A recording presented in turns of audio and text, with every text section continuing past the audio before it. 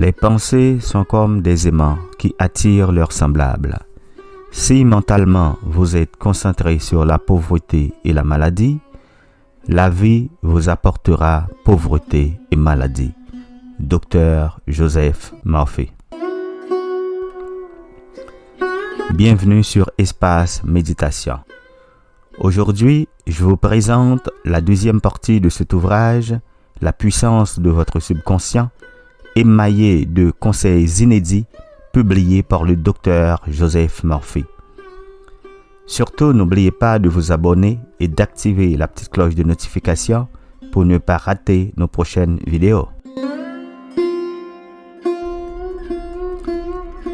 Établissez vos objectifs et atteignez-les. N'importe quelle personne qui a réussi s'est d'abord fixé un objectif. En effet, établir des objectifs et faire en sorte de les atteindre constitue la première étape de la longue route vers le succès. En sachant où vous allez et comment vous comptez vous y rendre, vous pourrez vous concentrer sur le temps et l'énergie qu'il vous faudra consacrer et sur l'investissement émotif nécessaire et commencer du bon pied vers l'atteinte de vos objectifs. Lorsqu'un navire perd son gouvernail, il pourra conserver son allure, être pleinement fonctionnel, mais il n'arrivera jamais nulle part. Il n'accostera jamais à aucun port, sauf par accident. Tout commence par un rêve.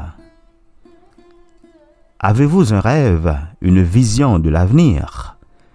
Dans ce rêve, êtes-vous riche, célèbre, heureux? La plupart des gens rêvent bien sûr d'un tel avenir, mais la majorité du temps, ils ne font que faire cela, rêver. Laissez-moi vous dire que les gens qui ont du succès ont eux aussi fait un tel rêve. Mais ils ont transformé ce rêve en objectif, qui, à leur tour, sont devenus réalité. Leurs rêves n'ont pas été de vagues espoirs de succès, mais des rêves au sujet de réalisations précises qu'ils souhaitaient voir se concrétiser. Edison a rêvé d'un monde où l'énergie électrique illuminerait la nuit. Beethoven a rêvé d'une musique qui élèverait l'esprit. Le rêve n'est pas réservé à de tels génies. Tous ceux qui ont connu du succès disent que leur réussite a d'abord été un espoir, un rêve. Malheureusement, trop de rêveurs demeurent justement cela, des rêveurs. Le rêve demeure des rêves. Pour réaliser vos rêves, vous devez les transformer en buts. Ils deviennent alors non plus des fantasmes, mais des objectifs que vous pouvez établir et qui vous serviront de jalon sur la voie du succès.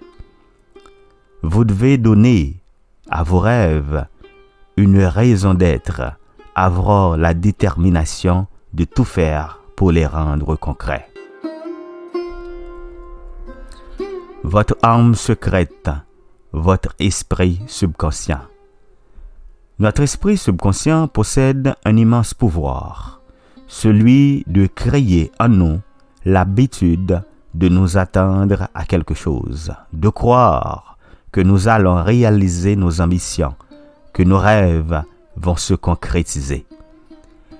L'habitude même de vous attendre à ce que l'avenir vous réserve de bonnes choses, à ce que vous soyez prospères et heureux, que vous ayez une belle famille, une belle maison, une carrière fructueuse, et que vous serez reconnu pour ce que vous êtes, est le meilleur capital sur lequel vous pouvez compter pour démarrer dans la vie. Vous devez toujours tendre vers l'idéal. Votre esprit subconscient va réagir en conséquence et vous apporter ce que vous voulez voir se concrétiser, qu'il s'agisse d'une bonne santé, de la noblesse de caractère ou d'une magnifique carrière. Si vous visualisez ces résultats aussi clairement que possible et que vous êtes tout ce que vous pouvez pour les obtenir, il y a plus de chances que cela se produise que si vous ne le faites pas. C'est seulement lorsque le désir se cristallise en résolution, toutefois qu'il prend effet. C'est le désir conjugué à la forte détermination de réaliser ce dernier qui engendre la puissance créatrice. C'est l'ardent souhait qu'une chose se produise et les efforts que l'on met pour la réaliser qui donnent des résultats. Pour vous améliorer, quel que soit le domaine, visualisez cette qualité aussi clairement que possible et soyez persévérant dans vos démarches. Accompagnez votre ambition d'un idéal supérieur. Que cela soit constamment à votre esprit jusqu'à ce que vous sentiez cet idéal vous soulever et se manifester dans votre vie. Vous êtes né pour gagner, pour conquérir, pour triompher dans la vie. Qu'il s'agisse de votre travail, de vos rapports avec les autres ou de n'importe quel autre aspect de votre vie, vous êtes fait pour le succès. Plus vous donnez des directives claires à votre esprit subconscient, plus il peut vous aider. Croyez en vos buts et vous les atteindrez. La prospérité naît d'abord dans l'esprit et il est impossible de l'atteindre tant que vous y êtes hostile mentalement. Travailler en vue d'obtenir une chose et en même temps s'attendre à une autre chose conduit inévitablement à l'échec, car tout se crée d'abord dans l'esprit et tout se réalise selon le schéma mental ainsi établi.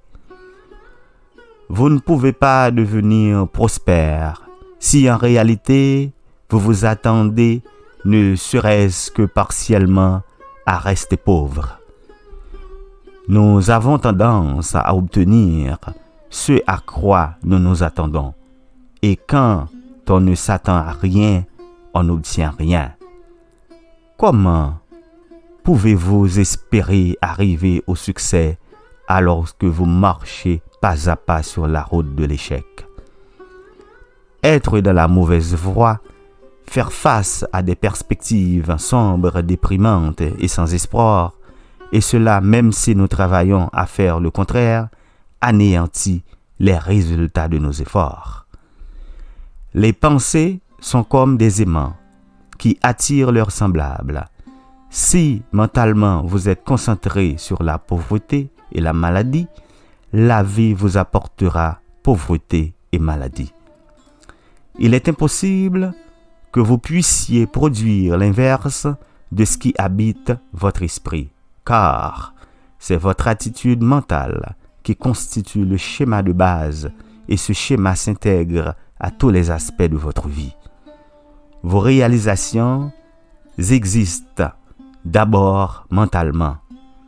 La terreur de l'échec et la peur de tomber dans l'indigence ou de risquer l'humiliation sont ceux-là même qui empêchent une multitude de personnes d'obtenir les choses qu'elles désirent. Cela sape leur énergie vitale et les rend incapables, pour cause d'inquiétude et d'anxiété, de faire émerger la créativité et l'efficacité nécessaires au succès. Soyez optimistes. Développez l'habitude de regarder les choses de manière constructive, sous leur angle lumineux et porteur d'espoir, l'angle de la foi et de la certitude. Évitez de voir la vie avec doute et incertitude. Prenez l'habitude de croire que le meilleur arrivera, que ce qui est juste doit triompher. Ayez foi que la vérité aura finalement raison de l'erreur, que l'harmonie et la santé sont ce qui est réel et la discorde et la maladie leur absence temporaire. Voilà l'attitude qu'adopte la personne optimiste qui est celle qui finira par transformer le monde. Analysez-vous. Il n'existe qu'une seule personne au monde qui puisse vous mettre sur la voie du succès. C'est vous. Avant d'être en mesure de déterminer quels objectifs peuvent vous propulser dans ce voyage, vous devez d'abord vous sonder vous-même. Étudiez bien votre pensée et tâchez de comprendre que votre subconscient, ce que vous voulez vraiment tirer de la vie et quels sont les atouts qui sont les vôtres et qui vous permettront d'atteindre votre but. Vous devez être réaliste. Il se peut que vous n'ayez pas les capacités nécessaires pour atteindre le but que vous souhaiteriez vous fixer, tout désirable soit-il. Peut-être, par exemple, voulez-vous devenir une vedette de cinéma ou un chanteur d'opéra. Cependant, vous n'avez pas le talent qu'il faut pour cela. Il est possible que votre carrière de rêve se trouve dans un domaine hors d'atteinte pour vous. À l'inverse, il est aussi possible que vous possédiez sans le savoir certaines aptitudes et compétences qui pourraient vous conduire vers une carrière qui vous comble, personnellement et matériellement. Comment faire pour le savoir? Regardez profondément à l'intérieur de vous. Une introspection attentive vous le révélera. La plupart des adultes savent déjà ce qu'ils peuvent et ne peuvent pas faire, ce qu'ils aiment et n'aiment pas. Ce ne sera peut-être pas évident, mais par l'introspection, vous pourrez aller au-delà de l'évidence et réfléchir en profondeur sur ce que vous êtes. Ce que vous devez faire, c'est de passer systématiquement en revue la formation que vous avez reçue, vos expériences, vos passe-temps et vos intérêts. Voyez s'il n'y a pas un ou plusieurs domaines où vous avez eu du succès, que vous aimiez et qui vous comblaient. Ces aspects de votre vie vous indiquent là où se trouve la voie du succès dans l'avenir. Mais il ne s'agit qu'un début. Les gens qui connaissent du succès apprennent dès le début de leur carrière où puiser leurs ressources. Faites l'inventaire de tous vos atouts et de toutes vos ressources. Ne faites pas simplement regarder ce que vous avez déjà réalisé, mais aussi ce que vous savez pouvoir faire. La plupart des gens ne découvrent jamais plus qu'un petit pourcentage de leur habileté et ne vont jamais plus loin qu'occuper des postes de bas niveau et mal payés. Ils pataugent dans la médiocrité, même s'ils ont les ressources pour faire plus. S'ils pouvaient simplement les découvrir, cela leur permettrait de se hisser à des postes plus élevés dans la hiérarchie. Tout simplement, ils ne se retrouvent jamais dans un environnement propice à l'éclosion de leurs ambitions, ou bien ils n'entrent pas en contact avec les éléments susceptibles d'éveiller cet énorme pouvoir qu'ils détiennent intérieurement.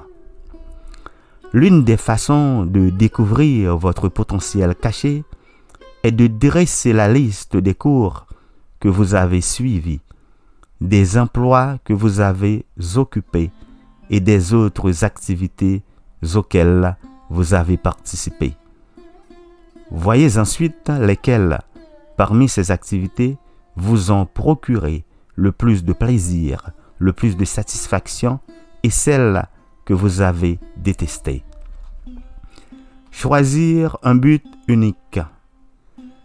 Les gens qui connaissent du succès croient fermement qu'il est essentiel de s'engager totalement dans l'atteinte des buts que l'on se fixe. Il y a quelque chose de très puissant dans le fait de déterminer une chose sans réserve. Cette volonté ferme, constante, tenace, qui fait tomber tous les obstacles et qui mène au but fixé. Peu importe le temps qu'il faut pour y arriver, le sacrifice ou le prix à payer. Pour réussir, vous devez concentrer toutes vos facultés mentales et les diriger sans fléchir vers un seul et unique objectif. Démontrer une volonté de faire à toute épreuve qui ne peut que vous mener à la victoire. N'importe quelle autre voie qui pourrait vous tenter doit être réprimée.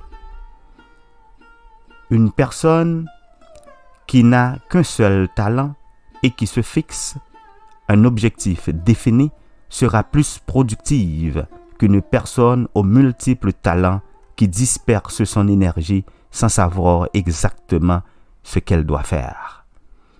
Celui ou celle qui est faible, mais qui consacre tout son potentiel à la réalisation d'une seule chose, parviendra à un résultat. La personne la plus puissante, mais qui disperse son pouvoir en de multiples directions, pourra ne rien réaliser du tout. C'est en poursuivant un but unique que l'on peut gagner. Les gens qui connaissent du succès ont un plan de match. Ils se fixent un programme et ils s'y tiennent. Ils font des plans et ils les mettent à exécution. Ils se dirigent tout droit vers leur objectif. Ils ne se laissent pas aller dans une ou l'autre direction chaque fois qu'un obstacle se dresse sur leur chemin. S'ils ne peuvent passer par-dessus, ils passent au travers.